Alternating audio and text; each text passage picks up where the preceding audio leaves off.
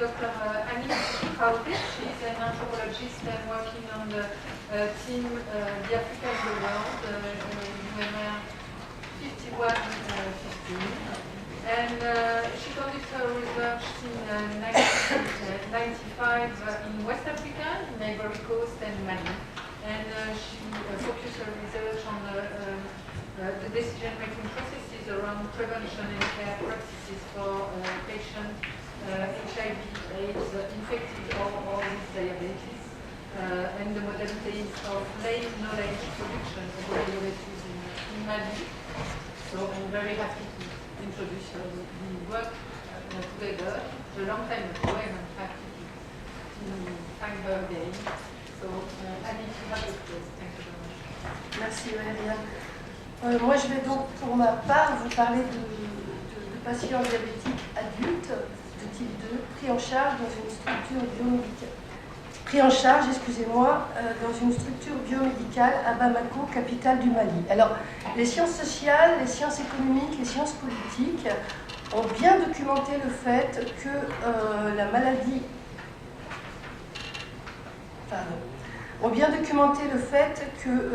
la manière dont les personnes gèrent leur maladie chronique se fait en fonction d'une diversité de facteurs, parmi lesquels on voit les contraintes économiques du pays, les conditions d'existence sociale et matérielle des individus, et bien évidemment les modèles de prise en charge que les instances internationales puis nationales véhiculent, puis des modèles qui sont relayés en partie ou en totalité par les professionnels de santé.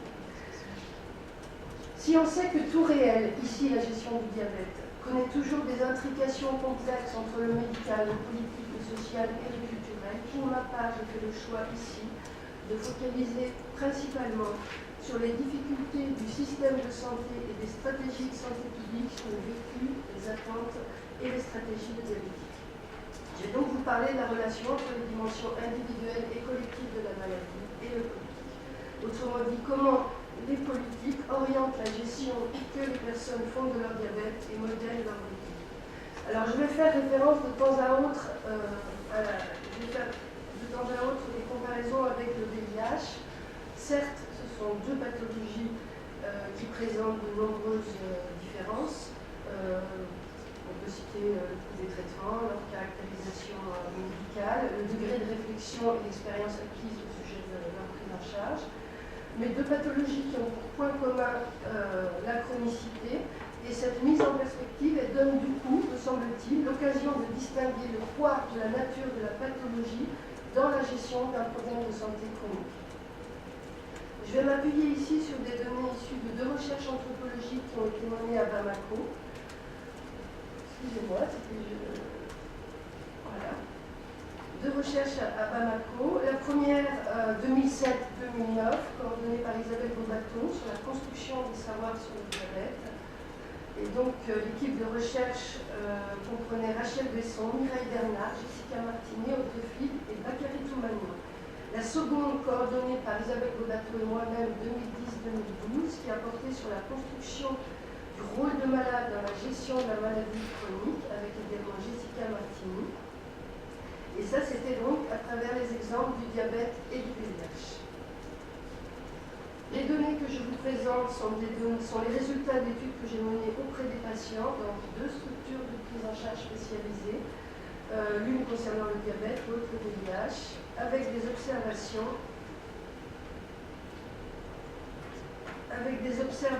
dans la structure et des entretiens semi-directifs auprès des patients répétés à 2 reprises. Donc on est là dans une démarche qualitative et on est là dans l'illustrativité.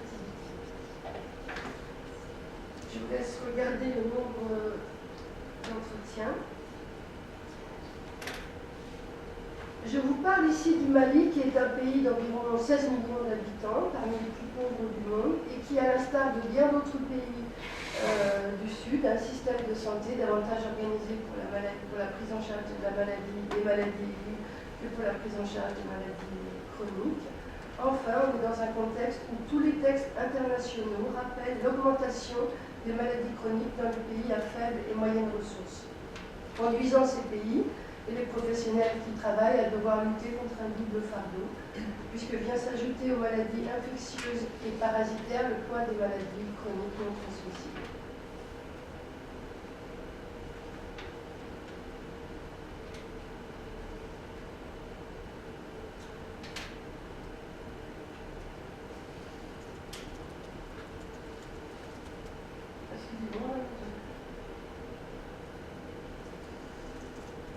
Quelques premiers mots d'abord sur la politique de prise en charge au Mali. Politique qui, on le sait, va définir des conditions spécifiques à partir desquelles les personnes sont amenées à gérer leur diabète. Et je vais m'appuyer là en grande partie sur des analyses produites par Jessica Martini et Audrey Philippe. On peut retenir 3 éléments déterminants dans la construction de cette politique. Tout d'abord, le Mali est fortement dépendant de l'aide internationale, y compris pour le financement de ses activités de santé. Deuxièmement, les responsables nationaux n'ont pas suffisamment de moyens techniques et financiers pour faire du diabète un problème de santé publique. Par exemple, aucune étude épidémiologique d'envergure nationale n'a encore pu être menée dans le pays. Or, et c'est le troisième point, le diabète ne figure pas parmi les priorités des bailleurs de fonds. D'une part, ces priorités concernent le VIH, la tuberculose, le paludisme, la malnutrition et la sécurité alimentaire. D'autre part, l'absence d'enquête épidémiologique au niveau national n'œuvre pas en faveur de l'engagement des PTF, partenaires techniques et financiers, qui eux sont sensibles aux indicateurs quantitatifs. Or, on a des responsables politiques qui sont en attente d'une aide internationale.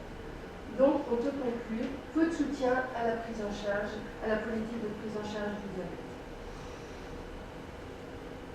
S'agissant des données épidémiologiques, il existe malgré tout des taux de prévalence. En 2000, les estimations de l'OMS étaient de 2,9%. En 2008, des études menées à Bamako montraient que 3% de la population était affectée par le diabète. En 2013, l'ONG Santé Diabète Mali parle d'une prévalence comprise entre 3 et 6%, à l'instar d'autres pays comme le Burkina, la Guinée et le Bénin. Et la FIL mentionne un chiffre de 1,28% pour l'année 2013. Ce qui, et je fais là une parenthèse, interroge sur les modalités de production des données épidémiologiques. Et je vous renvoie sur cette question intéressante aux analyses produites par Rachel Besson et Mireille Bernard sur la construction de l'épidémie du diabète. Donc, nous disions peu de soutien à la politique de prise en charge du diabète.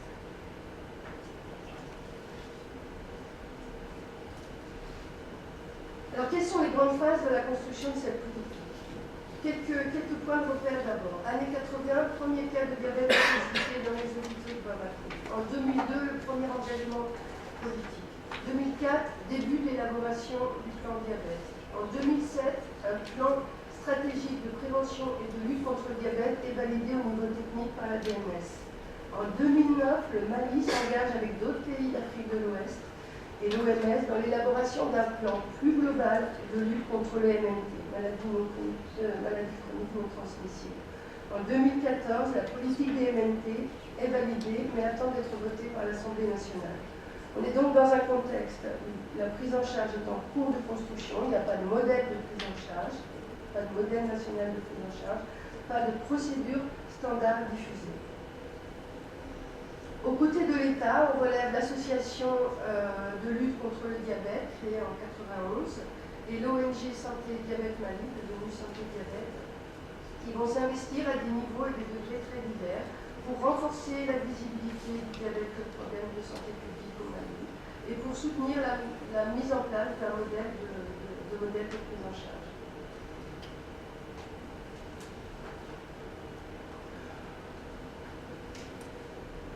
Plus particulièrement, l'ONG œuvre activement à plusieurs niveaux de la prise en charge à travers des projets qui nous permettent, toutefois pas toujours, faute de moyens financiers, d'être inscrits dans la durée.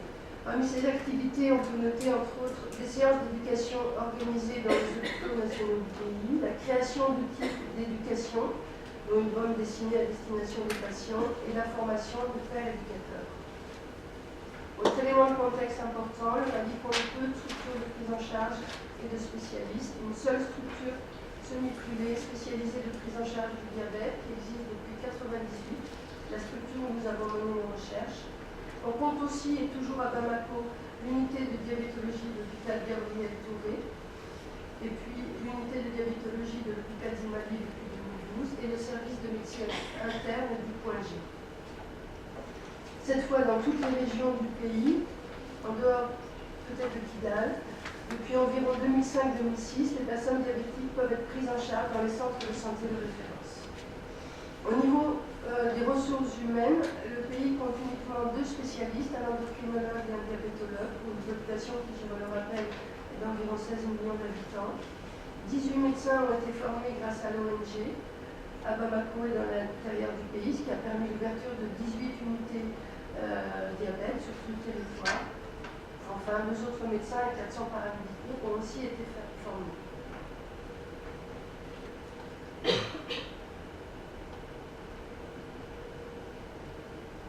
Alors, s'agissant des perceptions et du vécu du diabète par les malades, on repère l'empreinte du politique sur la manière de percevoir le diabète. En effet, sous le poids d'une maladie qui leur semble trop tardée à être reconnue par les instances internationales et nationales, les patients diabétiques disent tous se sentir injustement oubliés et ils dénoncent l'absence d'aide de la communauté internationale et en fait c'est ce qui les conduit à revendiquer une prise en charge à l'image de celle qui structure le VIH. Les patients diabétiques qualifient leur maladie comme l'une des pires qui ne puisse exister. Ils dénoncent en premier son coût, public le plus souvent comme intenable, et certains finissent par trouver inutile d'investir autant d'argent pour une maladie qui ne finit jamais. Pourtant, des initiatives ont permis de diminuer le coût des traitements. Pour autant, les médicaments restent encore chers et les dépenses liées à la prise en charge du diabète grèvent souvent le budget familial. Parce qu'au coût des traitements, il faut ajouter celui de la consultation et du transport. Pour resituer ces aspects financiers avec l'absence de système de sécurité sociale pour tous, pour autant le Mali est engagé dans la mise en place d'une couverture universelle en santé. On était là sur le coût de la prise en charge. Les patients dénoncent aussi, dans la qualification, dans la manière dont ils qualifient leur maladie, ils dénoncent aussi les complications du diabète. La littérature montre qu'en Afrique, le diabète constitue la première cause de cécité et d'insuffisance rénale, l'une des causes importantes d'infarctus et d'accidents vasculaires cérébraux, et est responsable de 50 à 60% des amputations non traumatiques. Des études menées dans les années 2000 dans un service de médecine interne à Bamako montraient qu'il y avait 16,7% de cas d'hypertension artérielle, 55,3% de troubles visuels graves et une neuropathie périphérique patente dans 50% des cas, qui a nécessité une amputation salvatrice dans 41% des cas. Dans une autre étude, près de 35% des patients présentaient une infection de la main. Des complications qui suscitent donc des peurs intenses chez les patients. Ils disent craindre tout particulièrement les plaies et l'amputation, mais aussi l'hypertension ou les problèmes cardiaques. Enfin, ces patients dénoncent aussi les restrictions alimentaires qu'entraîne le traitement du diabète. On reviendra après sur le régime alimentaire. Ce sont d'ailleurs ces mêmes arguments, coûts, complications et restrictions alimentaires, qui conduisent les personnes séropositives à penser le diabète comme la plus grave des maladies, considérant, à l'instar des diabétiques, ou à l'instar de beaucoup de diabétiques, qu'il est préférable d'avoir le VIH que le diabète.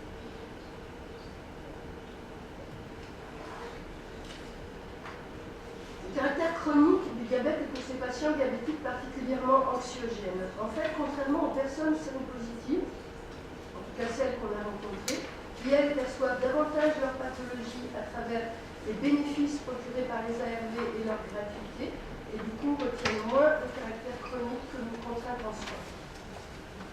Autre point concernant la chronicité, tous les patients font le lien entre le fait d'être affecté par une maladie chronique et la souffrance morale. Ils perçoivent en fait une relation mécanique entre souffrance morale et diabète, concevant cette souffrance comme un facteur influent sur la glycémie. Par ailleurs, et contrairement à ce que pensent leurs médecins, qui les disent indisciplinés, ces patients diabétiques savent ce que signifie cette notion de chronicité en termes de prise en charge. Ils savent qu'ils doivent être disciplinés, ils évoquent la nécessité de contrôle, de suivi, de régularité, et celle de s'impliquer et de jouer un rôle dans la prise en charge. Dans ce contexte, le vécu du diabète, sa prise en charge routinière, sont innervés le plus souvent par une grande souffrance morale et de nombreuses peurs. Je vais vous parler de certaines dimensions de cette prise en charge routinière. J'en parle d'abord par rapport à la question de l'information des patients. On voit en fait que les peurs structurant le rapport des patients à la maladie font essentiellement référence à la dimension sociale chez les personnes séropositives et à un registre plus spécifiquement médical chez les diabétiques. Les patients diabétiques expriment des craintes, tout particulièrement par rapport à l'évolution de leur maladie. Ils se demandent ce qu'ils vont devenir, ils se demandent comment va évoluer leur maladie, ils se demandent comment peut évoluer un diabète. Bien sûr, on peut y voir un lien avec l'image sociale de chacune de ces deux pathologies. Mais ce qui est en jeu, me semble-t-il, c'est aussi la nature et le niveau d'information reçues sur leur maladie respective. Les personnes VIH+, contrairement aux patients diabétiques, parlent de leur pathologie, de son traitement et de sa caractérisation médicale avec un niveau d'information élevé. Ce qui s'explique par les effets des différents types de mobilisation scientifique associative autour du VIH-Sida, mais aussi par la réappropriation des modèles de prise en charge par le centre de structure enquêtée, qui se traduit, dans ce cas, par la mise en place de nombre de dispositifs, clubs thérapeutiques, groupes de parole, où l'information circule. Mais la réalité est différente dans le cas du diabète, puisque les patients gèrent leur diabète avec la soif permanente de réunir le maximum d'infos sur leur maladie. Ils en ont peu, voire pas du tout. On voit ici en jeu le nombre insuffisant de médecins, entraînant une durée brève des consultations, mais aussi, encore une fois, les lacunes des politiques internationales et nationales sur la prise en charge du diabète, puisque les personnes diabétiques ne bénéficient pas encore des dispositifs qui leur permettraient d'être suffisamment informées sur leur maladie. Tout cela du fait du manque de financement extérieur.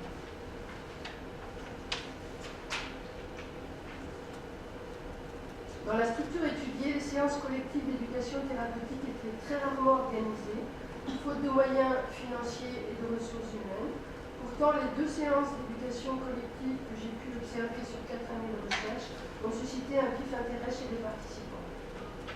Par ailleurs, si des outils d'éducation ont été créés dans ce pays, on en a parlé tout à l'heure, ces supports étaient peu distribués dans la structure enquêtée. Enfin, il faut resituer cette question de l'information du patient dans l'élaboration de la politique de prise en charge du diabète au Mali, dans les textes qui existent. Il y a peu de place à la réflexion sur l'implication du patient dans les stratégies et l'organisation des soins, contrairement à ce qui se fait par rapport au VIH. Concernant la question du régime alimentaire, les patients parlent du régime alimentaire comme du traitement du médicament le plus efficace pour soigner leur diabète, bien qu'il le présente en même temps comme une source d'angoisse importante pour eux. Le régime génère alors beaucoup d'inquiétudes et là encore, le modèle de prise en charge et la nature et le degré d'information sur leur diabète sont en cause. Les patients disent souvent ne pas savoir quoi manger. C'est notamment le cas lorsqu'ils ont aussi d'autres pathologies chroniques comme l'hypertension. Certaines personnes diabétiques ressentent plutôt de la souffrance et non pas de la peur à l'égard des frustrations difficiles à supporter, comme les plaisirs inassouvis ou la faim permanente en raison de l'usage du beurre.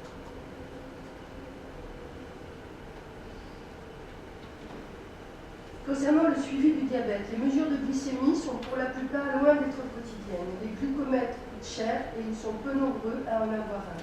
On dit que moins de 10% des patients africains ont les moyens de mesurer leur glycémie à domicile. Le coût d'une mesure de glycémie quotidienne ne peut être supporté par la plupart des patients. Par ailleurs, ceux qui ont un appareil ne peuvent pas toujours acheter des bandelettes qui restent chères sur le marché. Quant à l'hémoglobine glyquée, rares sont les patients qui en font compte tenu de sa cherté ou du très faible nombre de laboratoires qui le pratiquent. C'est alors un dosage prescrit en cas de complication, mais que les patients ne peuvent pas toujours faire.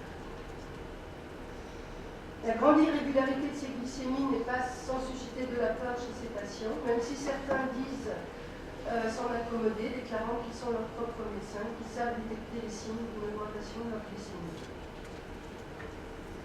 Un autre aspect de la prise en charge routinière, de niveaux différents mais que les patients ont évoqué avec force, c'est la douleur physique. Lors du traitement des plaies, tout particulièrement, cette douleur suscite des peurs très très fortes, qui créent de la souffrance morale allant jusqu'à les empêcher de dormir et de manger, douleurs pour lesquelles ils demandent davantage de reconnaissance et de prise en charge, ne comprenant pas les raisons pour lesquelles aucun moyen n'est adopté pour l'atténuer.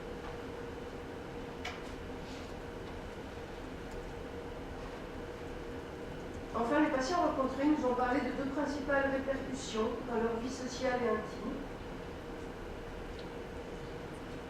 Le coût du traitement, notamment lors de la survenue de complications, comme elle plaît, entraîne des divorces ou des conflits conjugaux permanents.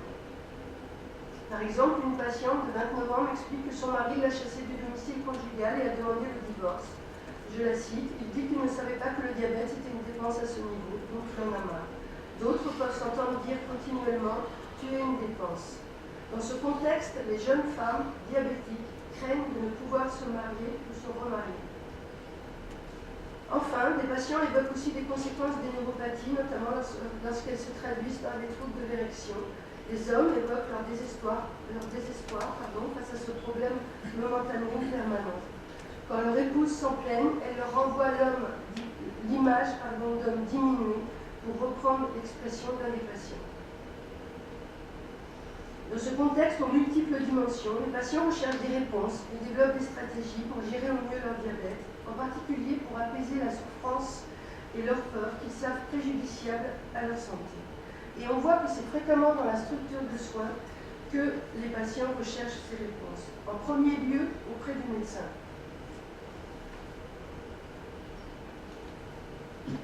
En fait, on s'aperçoit qu'être suivi par un même médecin quand on a une pathologie chronique, c'est un besoin fondamental partagé par la quasi-totalité des patients.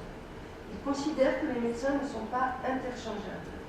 Ce qui fait que certains patients font état de leur peur, de leur déception ou encore de leur énervement lorsqu'ils sont reçus par un autre médecin que le leur, préférant alors ajourner leur suivi pour une durée qui peut être assez longue. Ils disent dans ce cas redouter l'inefficacité des médicaments et l'erreur médicale.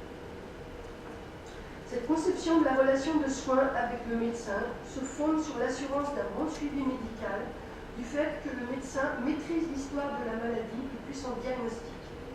Mais c'est aussi l'apaisement de leur souffrance et de leur peur qu'ils recherchent auprès de lui.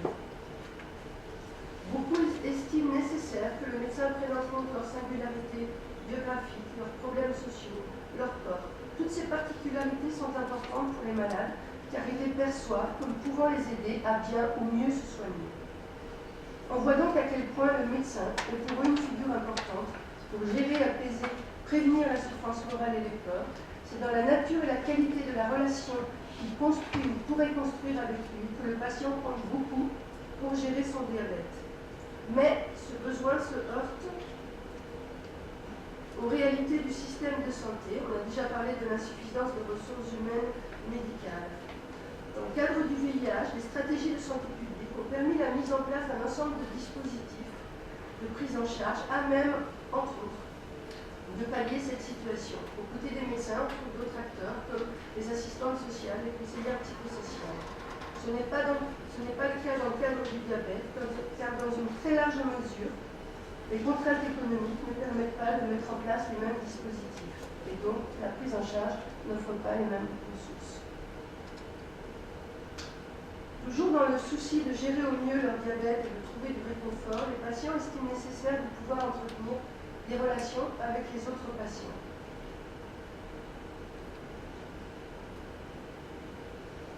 Ils perçoivent et vivent ces relations comme indispensables pour gérer leur diabète, mais ces échanges se construisent selon des configurations différentes selon les pathologies. L'empreinte du politique est encore patente. Dans le cas du VIH, ces échanges s'organisent dans le cadre de dispositifs formels au sein du centre de prise en charge. Mais ils dépassent aussi les frontières de la structure de prise en charge. En revanche, les patients diabétiques rencontrés ne disposent pas de ce type de dispositif pour accompagner leur prise en charge.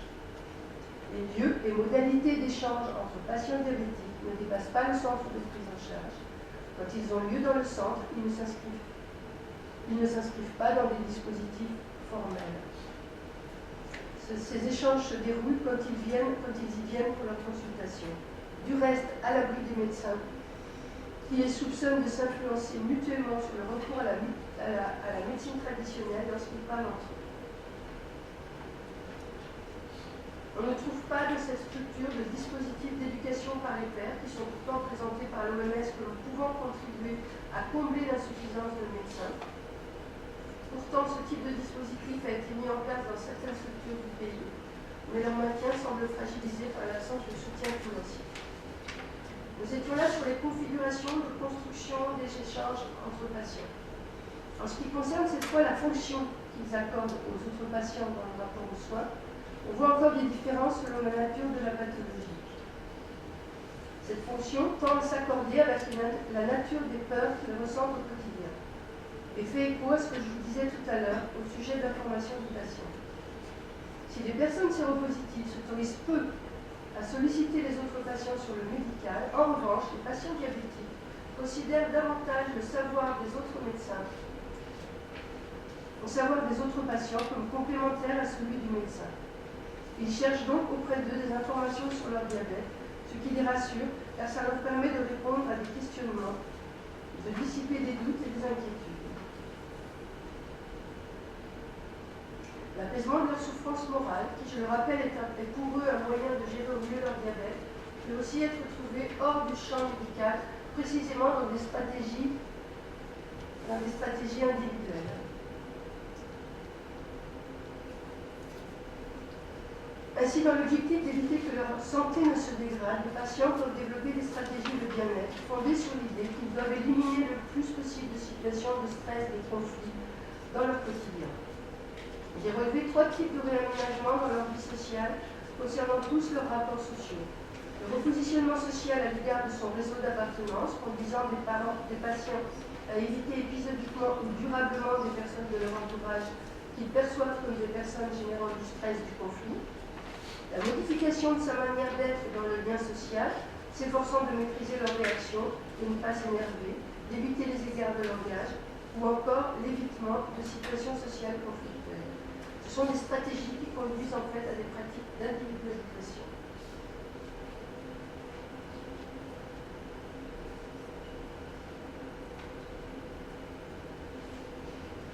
Au niveau des perspectives d'évolution dans ce domaine pour les 15 prochaines années au niveau national et international, on peut relever des éléments qui pourraient nous donner à penser que la prise en charge peut s'améliorer. D'abord au niveau international, la mobilisation croissante des instances internationales autour des maladies chroniques non transmissibles.